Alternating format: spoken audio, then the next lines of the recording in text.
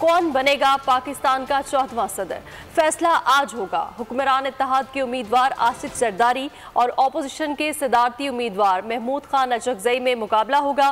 सियासी जोड़ तोड़ और अदाद-ओ-शुमार के मुताबिक आसिफ अली जरदारी को महमूद खान अचकजई पर वाज़े बरतरी हासिल है। सदारती इंतखाब के तरीक़ेकार और इंतजामात के हवाले से इस्लामाबाद से रिपोर्ट कर रहे हैं डिप्टी ब्यूरो चीफ अली शेर के 14वें सदर के इंतखाब की घड़ी आ गई। सुन्नी इत्तेहाद कौंसिल की सदारती इलेक्शन रोकने की तमाम तर कोशिशें नाकाम। सदारती इंतखाब आज मुल्क के 6 ऐवान, सेनेट, कौमी असम्बली और 4 सूबाई असम्बलियाँ करेंगी। चीफ इलेक्शन कमिश्नर बतौर रिटर्निंग ऑफिसर फराइज सरअंजाम देंगे। 4 सूबाई असम्बलियों जबकि इस्लामाबाद हाई कोर्ट के चीफ जस्टिस बतौर प्रिजाइडिंग ऑफिसर फराइज सरअंजाम देंगे। हुक्मरान इत्तेहाद में आसिफ अली जरदारी की हिमायत में मुस्लिम लीग नून, पीपल्स पार्टी, MQM, बलूचिस्तान अवामी पार्टी, मुस्लिम लीग काफ, मुस्लिम लीग ज़िया, ANP, नेशनल पार्टी और चंद आज़ाद अरकान शामिल हैं। अपोजिशन इत्तेहाद में महमूद खान अचकजई की हिमायत में सुन्नी इत्तेहाद कौंसिल, मजलिस वहदत मुस्लिमीन, बलूचिस्तान नेशनल पार्टी और चंद आज़ाद अरकान शामिल हैं। सेनेट, कौमी असम्बली और बलूचिस्तान असम्बली के अरकान का एक एक वोट तसव्वुर होगा।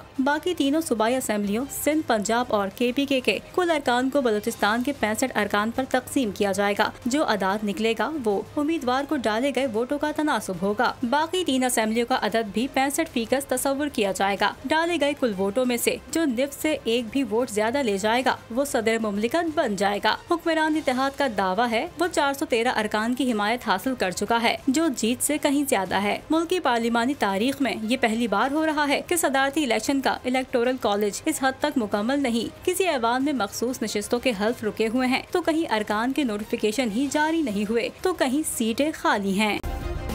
सब्सक्राइब करें और बेल दबाएं ताकि कोई खबर रह न जाए।